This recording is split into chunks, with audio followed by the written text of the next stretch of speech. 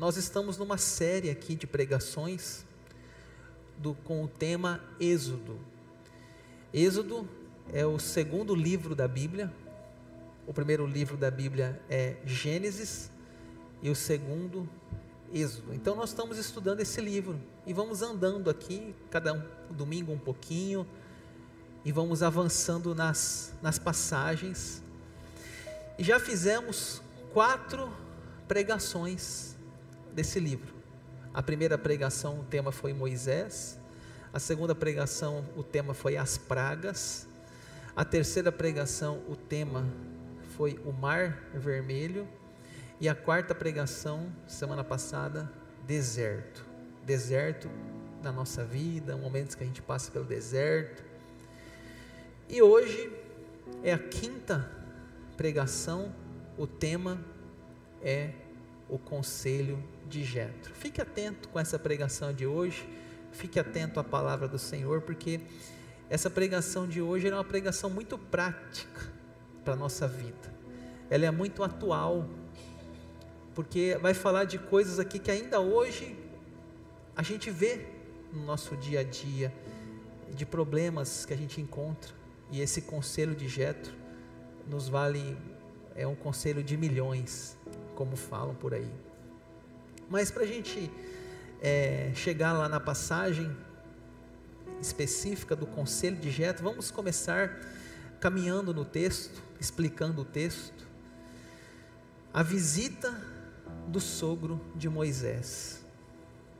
Veio Jetro, sogro de Moisés, com os filhos e a mulher deste, a Moisés no deserto, onde se achava acampado junto ao monte de Deus, e mandou dizer a Moisés: eu, teu sogro Jetro, venho a ti com a tua mulher e os seus 2 filhos.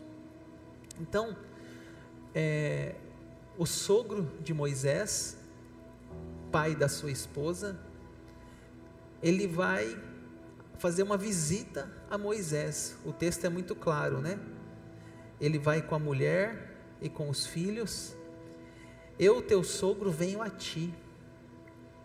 Vamos falar um pouquinho aqui hoje sobre essa relação entre sogro e genro, sogras e noras. Quando a gente se casa não só com a pessoa, mas a gente se casa também com uma família maior. A gente se casa com uma família mais ampla. E é bom quando a gente tem assim uma boa convivência com nossa sogra, com o nosso sogro, quando há um carinho, quando há um respeito, quando há um afeto. Isso é muito gostoso. Deus criou a família para isso, para ser uma fonte de apoio, uma fonte de cuidado, de conselhos. Mas a gente sabe que nem sempre é assim. A gente sabe que, talvez se eu perguntasse para todos presentes aqui, talvez alguém falaria: pastor, a minha relação com a minha sogra ou com o meu sogro é ruim. Então a gente sabe que nem todas as famílias têm essa relação saudável.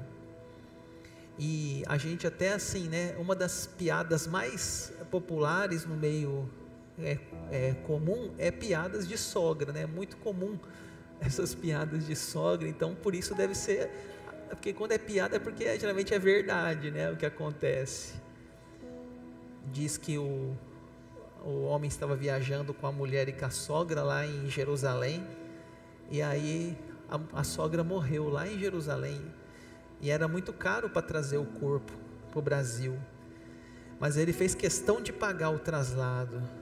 Cara, ele falou: eu vou pagar, porque já ressuscitou uma pessoa aqui, vai que ressuscita outra, né? Então a gente sabe que tem muitas piadinhas, né? E a gente brinca, né? E é uma brincadeira saudável, né? Eu sei que tem pessoas que olham, hoje de manhã aqui no culto, né? Tinha uma família aqui que estava o marido, a mulher, a sogra, daí ele já olhou para ela e falou: ó, sogra, tá vendo? Vou deixar você lá em Jerusalém, né? Quer dizer, não vou deixar, vou trazer você de Jerusalém. Então a gente sabe que, de certa forma, há uma brincadeira saudável, né? Mas É certo que existem famílias bem disfuncionais. É certo que existem famílias que existem brigas e a convivência é bem ruim. É bem ruim. Eu já ouvi relatos de sogra, por exemplo, a sogra falar assim para a nora: quantos anos você não lava esse pano de prato, minha filha?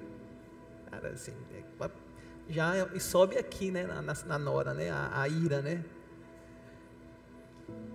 Ah, você não sabe, essa comida que você está dando para meu filho, comida sem sal. Lá quando ele era meu filho, eu dava comida boa para ele, sabe, essas coisinhas assim. Aí vai, e começa a cutucar. E a gente sabe que, às vezes, a relação é bem delicada, né? Eu lembro uma vez de uma família, vamos falar agora do sogro, né, de homem, não de mulher. Uma família estava de férias, e os filhos eram pequenos ainda, e aí foram na casa do sogro no Natal, e os moleques botando terror na casa, e o pai corrigiu, né? O pai corrigiu, e se eu não me engano, pegou a vara. Aí o sogro falou assim: aqui na minha casa, você não bate nos meus netos. Aí o pai falou assim: pode pegar a mala, vai todo mundo embora. E foi embora.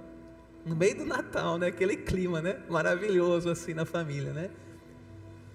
Então, acontece isso. A gente sabe que acontece, né? Desentendimentos, brigas, conflitos na família. A família perfeita é imperfeita. Às vezes está todo mundo sentado ali no ano novo, e aí entra um assunto assim espinhoso, aí um já fala uma coisa que o outro não queria ouvir, já fica de cara virada. Essas coisas são reais. Mas é certo que, apesar de tudo isso, a família deveria ser uma fonte de amor, de parceria, de cuidado, e não de rivalidade, de briga, de palavras distorcidas. Não, isso não deveria ser o que Deus planejou para as famílias. E nós vemos que Moisés e seu sogro tinham um relacionamento saudável. Então saiu Moisés ao encontro do seu sogro, inclinou-se e o beijou, e indagando pelo bem-estar um do outro, entraram na tenda. Olha que carinho entre dois homens, o sogro, o genro. Olha que respeito, né? Olha que relação bonita. Diz que eles se beijaram, né? Na cultura da época, o beijo era algo normal. Tem pessoas que não têm esse costume de beijar, mas também se beijar não vejo problema nenhum. Mas o abraço é mais comum nas famílias, entre dois homens. Aquele abraço carinhoso, aquele aperto de mão, aquele sorriso nos lábios. Oh, meu filho, né? Até tem sogro que chama de filho. Oh, meu filho, como que você está? Né? Que bom que você está bem, Moisés. Que bom que nós nos encontramos, né? Olha que cena tão bonita que nós vemos na Bíblia, de um relacionamento entre Moisés e seu sogro. Temos na Bíblia o exemplo de Noemi e Ruth, que é um dos exemplos bíblicos de uma relação entre uma sogra e uma nora. Noemi, após ter ficado viúva e os filhos dela, né, também terem morrido, a sua nora, a Ruth, ela decide ficar com ela, mesmo que se os filhos já estão, o marido dela estando morto já. Então é um caso assim na Bíblia de tanto respeito, carinho entre uma sogra e uma nora. E tem um versículo nesse livro que eu quero ler para vocês. Disse, porém, Ruth: não me instes para que eu te deixe e me obrigue a não seguir-te, porque aonde quer que fores irei eu, e onde quer que pousares, ali pousarei eu. O teu povo é meu povo, o teu Deus é o meu Deus. Isso quem está dizendo é uma nora para sua sogra. Onde quer que morreres, morrerei eu, e aí serei sepultada. Faça-me o Senhor o que bem lhe aprouver, se outra coisa que não seja a morte me separar de ti. Você sabia que esse versículo eu já vi em convites de casamento? E às vezes as pessoas colocam esse versículo em convites de casamento e nem sabem que quem está falando é uma mulher para outra mulher, é uma nora para sua sogra. E olha que o texto diz que onde você for eu irei. Olha que relacionamento tão bonito, familiar, um relacionamento que parece aqui, nos soa como um poema de amor de um homem para uma mulher, mas é uma nora dizendo: olha, eu estou contigo, nós vamos juntas, nós estamos viúvas, nossos maridos morreram, os seus filhos, o seu marido também, minha sogra, mas eu estou com a senhora, e eu vou junto, eu não vou te abandonar. Que bonito essa amizade, esse carinho, essa declaração de amor que temos no livro de Ruth. E assim contou Moisés a seu sogro tudo que o Senhor havia feito a Faraó, aos egípcios, por amor de Israel, e todo o trabalho que passaram no Egito, e como o Senhor os livrara. Alegrou-se Jetro de todo o bem que o Senhor fizera a Israel, livrando da mão dos egípcios. Eu fico imaginando então, ele sentado na mesa, Moisés, seu sogro, batendo um papo, e eles podendo falar, e Moisés começou a falar para ele, falou: sogro, olha, nós estávamos lá no Egito, e veio as pragas, e aí nós saímos, o mar vermelho se abriu, e o sogro: que legal, que joia, como Deus tem usado Moisés a sua vida, como Deus tem abençoado os israelitas, sabe? Você vê que é um relacionamento ali no texto tão saudável. Eu já vi tantos sogros com genros se dando bem, falando sobre assuntos do dia a dia, e sentando à mesa, conversando. Que coisa boa essa amizade familiar de Moisés e seu sogro. Mas aqui a gente vai entrar num momento que nós vamos ver o conselho do seu sogro. Por que o sogro dele deu um conselho para ele? Porque Moisés estava cansado. No dia seguinte, assentou-se Moisés para julgar o povo, e o povo estava em pé diante de Moisés desde a manhã até ao pôr do sol. Então o que aconteceu? Moisés, naquele dia anterior, ele deu atenção para o sogro, ele conversou com o sogro, mas no outro dia era dia de trabalho. Então Moisés acordou cedo, possivelmente ainda bem cedinho ali, 6 horas da manhã, e ali Moisés, diz a Bíblia, que ficou o dia inteiro, desde a manhã até o pôr do sol, ou seja, até a noite.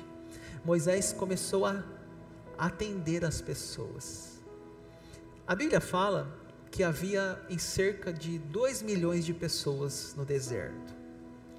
E você imagine aquela fila de pessoas que queriam falar com Moisés diariamente. Uma vez eu estava passando aqui em uma rua, e ali perto da Caixa Econômica, e eu vi uma fila que saía da Caixa Econômica e dava uma volta assim no quarteirão, e eu fiquei pensando, falei: meu Deus, quantas pessoas para atender, quantas pessoas pedindo uma senha. Moisés estava assim, Moisés estava com uma fila quilométrica de pessoas para serem atendidas, e as pessoas também cansadas, esperando falar com ele. Que tipo de assunto? Ô Moisés, estavam no deserto, né? Então aí eles habitavam possivelmente em tendas, em barracas, e ali, e aí, Moisés, ó, o meu vizinho, a tenda dele está avançando o meu espaço. Meu vizinho é sem educação. Aí, quem mora em condomínio sabe o que eu quero dizer, né? Condomínio é assim, tira foto das fezes do cachorro e põe no grupo. Quem é dono da bendita fezes na minha grama da minha casa? Gente, é ser humano, né? Começa essas coisas, briga para lá, briga para cá, e quem não gostou, quem fez aquilo, quem não fez, e assim vai. Então, quando tiver gente, tem problema. E aí as pessoas iam até Moisés e começavam, e Moisés era o quê? Era um juiz, né? Ele tinha que julgar, ali diz o texto, ele julgava as causas, tentava uma conciliação. Estou me lembrando aqui, gente, olha, o ser humano é tão complexo, que até na academia nós estamos brigando por causa de aparelho. Já viram na academia brigando por causa de aparelho? Olha como que é a coisa, né? Eu vou confessar um pecado para vocês. Eu nunca tinha brigado na academia, mas já briguei uma vez na academia. Estava em viagem, estava em João Pessoa, e aí a academia 6 horas da tarde, lotada lá. Eu estava no aparelho da academia, e o Samuel, meu filho, comigo revezando. Aqueles aparelhos que lota assim, que faz fila para usar, você sabe quais são na academia, quem faz sabe. E de repente vem um abençoado e fala assim, posso revezar? Eu falei assim, olha, eu estou revezando com meu filho. E nessa hora, o bendito Samuel foi tomar água. E eu estava sozinho no aparelho. Aí eu falei, o meu filho foi tomar água. Aí ele falou assim, seu filho é invisível? Irmãos, eu exagerei naquele dia, confesso. Aquele dia eu pequei. Eu disse, meu filho está vindo. E o Samuel vinha vindo. Aí ele falou assim, eu vou revezar. Eu só de raiva falei, não vai. Aí ele falou, vou chamar o professor. Eu falei, pode chamar. E aí foi, olha gente, foi vergonhoso. Então, aí o professor fez o quê? Conciliar o problema. O professor chegou, não, vamos dar um jeitinho, você faz, ele faz, tá bom, todo mundo fez, né? Mas é assim, o ser humano, nós somos seres humanos, às vezes a gente precisa de um juiz, precisa de alguém que julgue a nossa causa. E assim Moisés estava cansado. Vocês vão falar da minha história na célula essa semana, né? Estou vendo que eu confessei aqui o meu pecado, né? Mas aqui em Rondonópolis eu nunca briguei, tá? Prometo. Sogro observador. Vendo, pois, o sogro de Moisés, tudo que ele fazia ao povo, disse, que é isso que fazes ao povo? Por que te assenta só? E todo o povo está em pé diante de ti, desde a manhã até ao pôr do sol. Pessoal, o sogro observou que Moisés estava trabalhando muito. O sogro observou o trabalho de Moisés, e como ele estava de fora, ele começou a perceber que Moisés estava cansado, Moisés estava sobrecarregado. Olha o que o texto fala, olha o que ele fala, que é isto que fazes ao povo? Por que te assenta só? E todo o povo está em pé diante de ti, desde a manhã até o pôr do sol. Ou seja, Moisés, você não vai dar conta. Moisés, você está fazendo tudo sozinho. Aquelas pessoas, elas também estão cansadas, está demorando muito para você atender as pessoas, e você também está cansado. Existe um negócio hoje, pessoal, chamado de burnout, que é uma coisa que está muito comum hoje. O que é o burnout? É um estresse, exagerado, onde a pessoa ela chega assim numa exaustão extrema, que ela daqui a pouco não consegue mais exercer as suas funções. Então, sobrecarga de trabalho, tarefas excessivas, prazos apertados, e aí ela vai, não, eu dou conta, e faz isso, faz aquilo, e atende um, atende outro, e a empresa vai aumentando, mais gente vai chegando, mais problema, contrata mais pessoas para lidar, e o negócio vai, quando vê, a pessoa já não está conseguindo dormir, insônia, a pessoa está irritada, a pessoa sente dores de cabeça constantes, então está começando o corpo, dá sinal, esquecimento, esquece o que tinha que fazer, então o corpo está dizendo, olha, não estou aguentando, o seu corpo é limitado, você não é um robô, uma máquina, e Moisés está passando por isso, ele era um homem dedicado. Respondeu Moisés a seu sogro, é porque o povo me vem a mim para consultar a Deus, quando tem alguma questão, vem a mim, para que eu julgue entre um e outro, e lhes declare os estatutos de Deus e suas leis. Pessoal, uma pessoa preguiçosa não tem burnout. Quem tem burnout é pessoas dedicadas, é pessoas compromissadas. Quem tem burnout é pessoas que são disciplinadas no seu trabalho, acordam cedo, dormem tarde. Moisés, ele diz ao seu sogro, o povo vem, o povo precisa de mim, quando eles têm alguma questão, eles vêm a mim para que eu julgue e os declare os mandamentos, as leis, estatutos de Deus, ou seja, ele é um homem, ele está fazendo a coisa certa, só que ele está fazendo a coisa certa de maneira errada, porque ele está trabalhando muito, ele está trabalhando de maneira exagerada, mas ele é um homem dedicado, ele é um homem proativo, prestativo. O sogro dele fala que isso é pesado demais. O sogro de Moisés, porém, lhe disse, não é bom o que você está fazendo, com certeza todos ficarão cansados, tanto você como este povo que está com você, isto é pesado demais para você, você não pode fazer isso sozinho. Olha o que o sogro dele fala, né? Tem uma linguagem, não sei se a sua linguagem fala assim, você vai desfalecer. Aqui nessa linguagem fala, você está cansado, isso é pesado demais. Pessoal, Moisés aqui não era um jovenzinho. Moisés aqui, ele já tinha passado toda a sua juventude no deserto, no Egito. Lá no Egito, depois ele foi para o deserto, conheceu a sua esposa, ficou mais uma etapa da sarça ardente. Aí depois que ele já vai para as pragas e ele sai, então aqui ele não é um jovenzinho. Os teólogos dizem que aqui ele já estava com cerca de 80 anos de vida.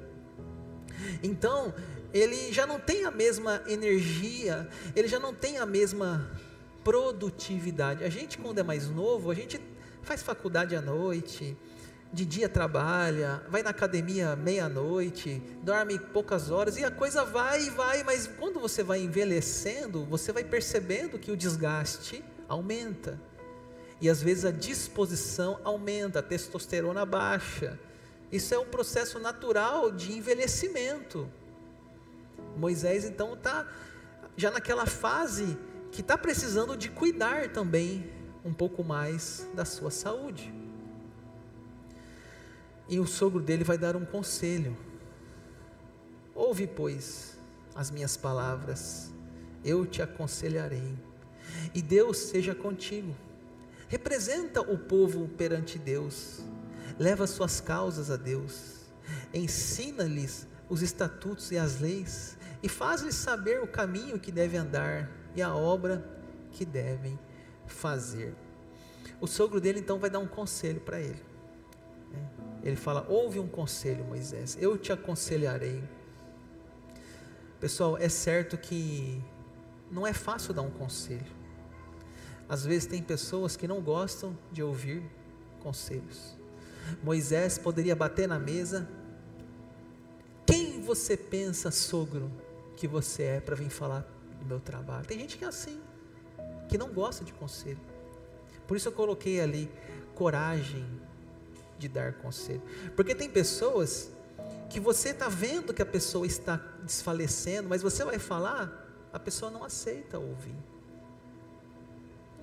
Imagine assim, você está na família, e aí você está lá reunido na família, e um jantar, e aí um tio seu discute com a esposa no meio do almoço, e aí o tio olha para a esposa e fala: você é uma burra, você não sabe nada.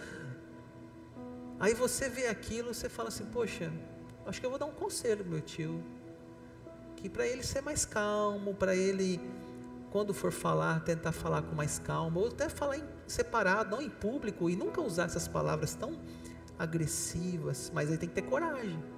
Por que coragem? Porque às vezes você vai falar com o seu tio, ele vai levar mal, ele vai falar: quem é você para me dar conselho? Então não é fácil, tem que ter coragem. Às vezes você vai dar um conselho para o seu genro, ele não aceita aquilo. Então, realmente, o Jetro, ele teve que ter muita sabedoria aqui para falar. E aí vem o famoso conselho de Jetro: procure entre o povo homens capazes, tementes a Deus, homens que amam a verdade e odeiam a corrupção. Coloque-os como chefes do povo, chefes de 1000, chefes de 100, chefes de 50, chefes de 10, para que julguem este povo em todo o tempo. Todas as causas graves trarão a você, mas toda causa pequena eles mesmos julgarão. Assim será mais fácil para você, e eles o ajudarão a levar essa carga. Pessoal, o que está escrito aqui, eu até queria que você grifasse na sua Bíblia, especialmente o verso 22, aqui está o conselho de Jetro. Você sabia que na faculdade de administração, em cursos de MBA, cursos nessa área de gerenciamento, eles falam desse conselho de Jetro? Existem livros que trazem essa história bíblica, esse famoso conselho de Jetro, onde diz que você tem que aprender a delegar funções, que você tem que aprender a colocar pessoas em funções para que você não abrace o mundo. Diz que tinha um empresário, que ele tinha um negócio, e você sabe, talvez aqui na igreja, você é um empresário, aí você sabe como que é.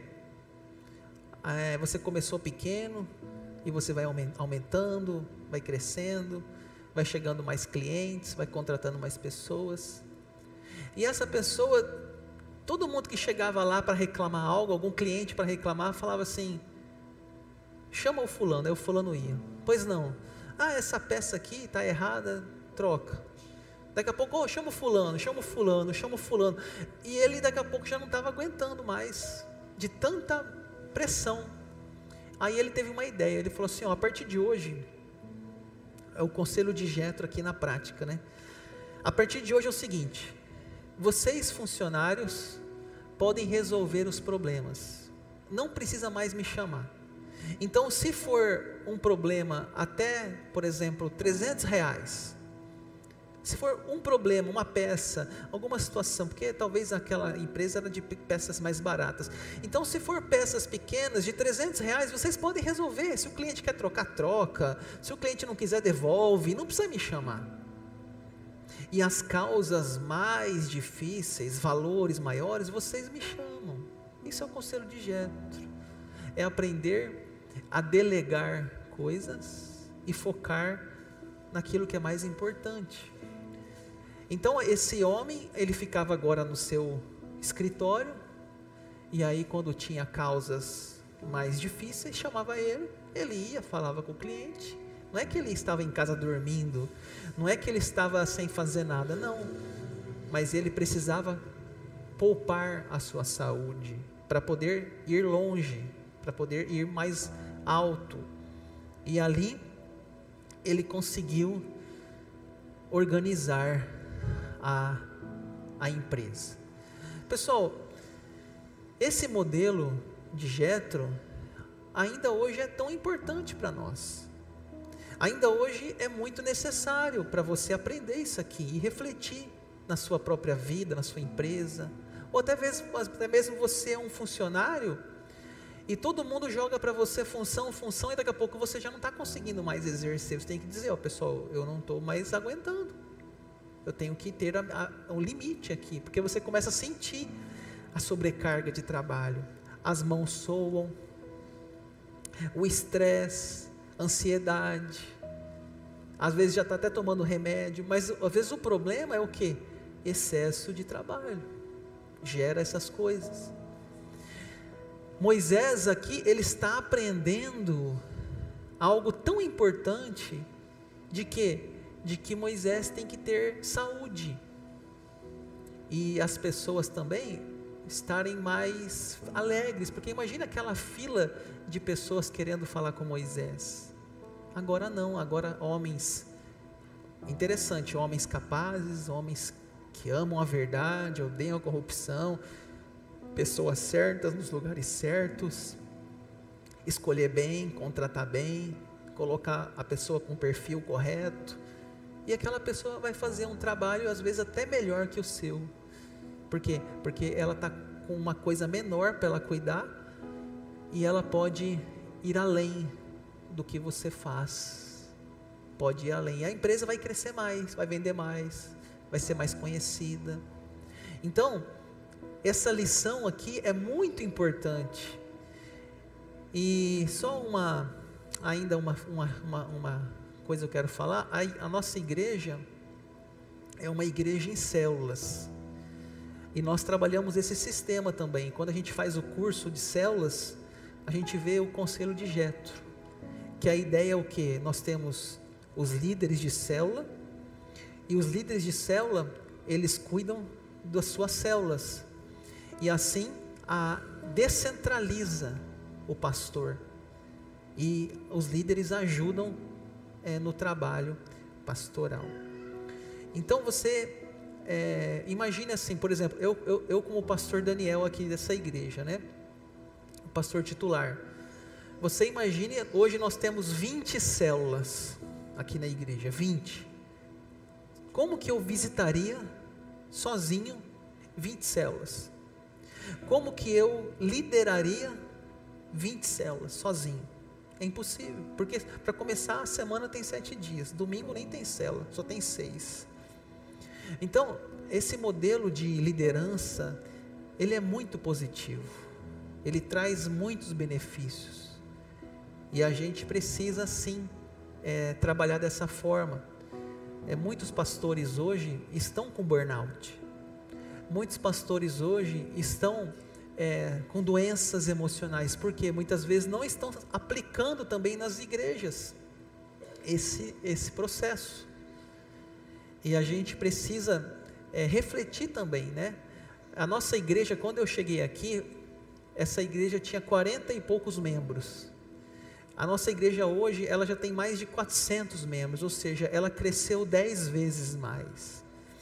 Então, é certo que se a nossa igreja continuar crescendo, 500, 600, daqui a pouco vamos chegar em 1000, como que eu sozinho vou conseguir? Aí, o que vai acontecer? Um esgotamento.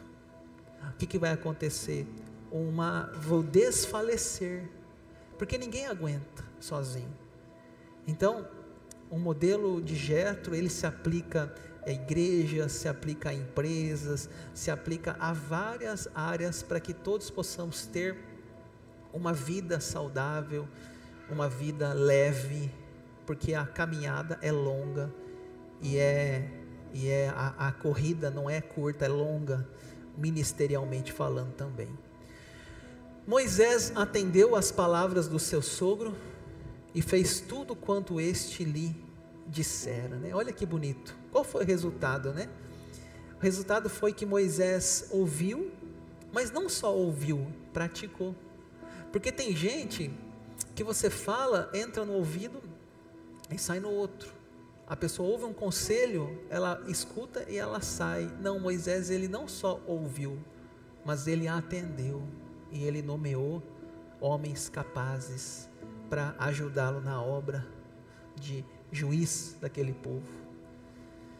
Bons conselhos, bons resultados. Escolheu Moisés, homens capazes de todo Israel, e os constituiu por cabeças sobre o povo. Chefes de 1000, chefes de 100, chefes de 50, chefes de 10.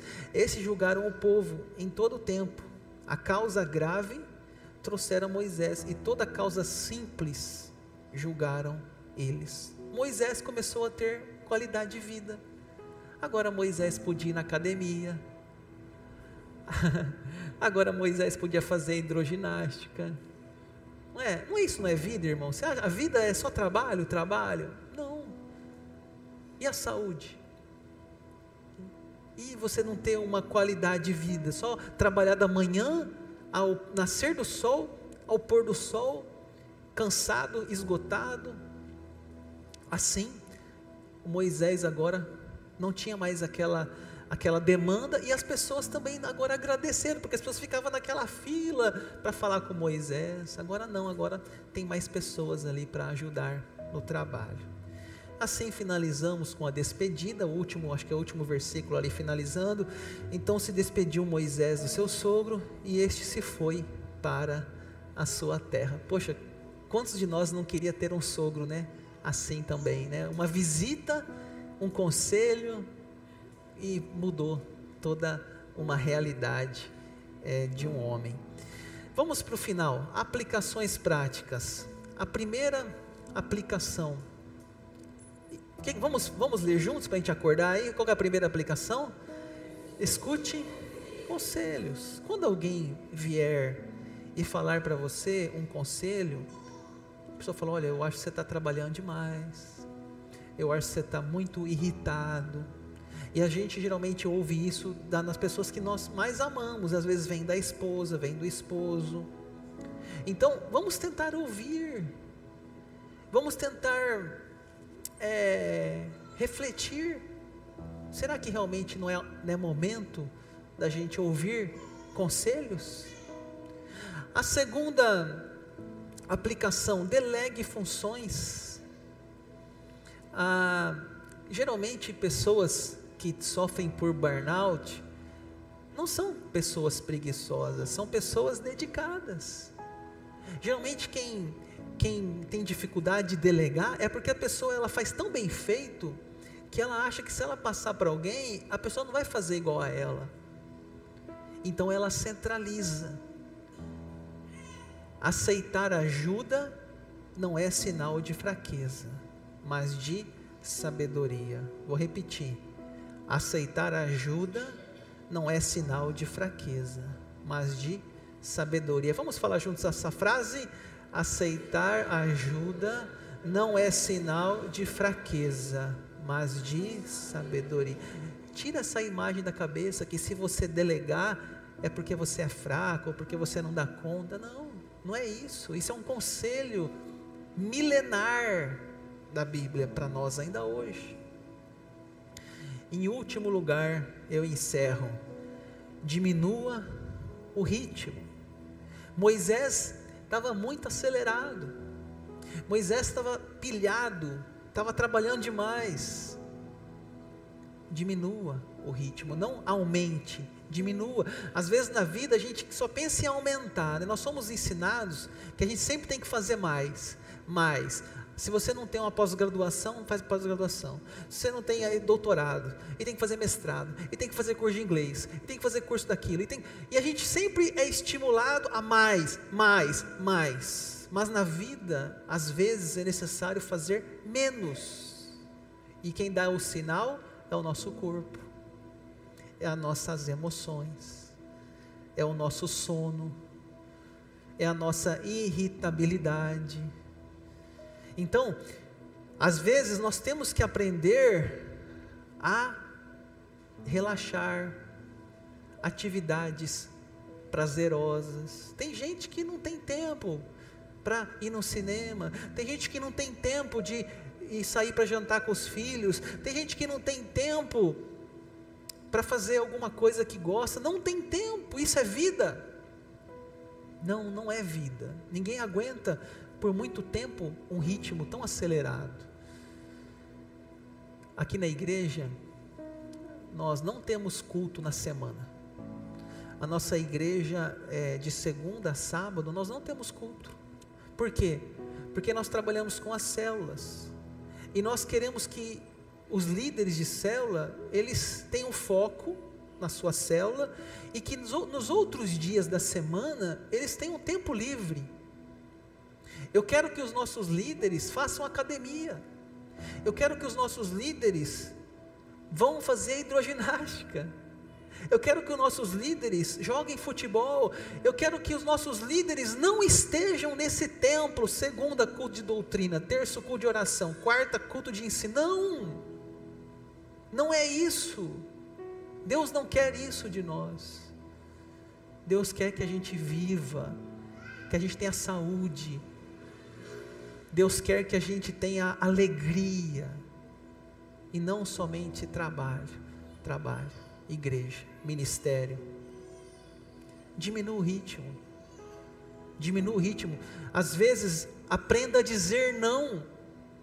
Se alguém chega para você, se o pastor Daniel chega para você e fala assim: ô irmão, estou precisando de você lá no ministério do multimídia, você fala assim: ó pastor, eu já estou no ministério de louvor. Aprenda a dizer não. Vai um ministério por vez. Tem tanta gente na igreja, para que colocar uma pessoa no louvor, no infantil, no multimídia, não sei aonde? A pessoa cansa, e daqui a pouco, sabe o que ela faz? Ela entrega, e ela não entrega só um, ela entrega a todos. Nós devemos cuidar das nossos líderes. E vocês sabem que eu, às vezes, pastor, vamos fazer o culto não sei do que. Eu falo, não tem culto. Aí chega um visitante aqui na igreja: pastor, faz um culto na semana. Não quero culto na semana. Então a gente mantém um ritmo, só que esse ritmo, nós conseguimos ir mais longe, conseguimos ir mais devagar, mas conseguimos manter o ritmo.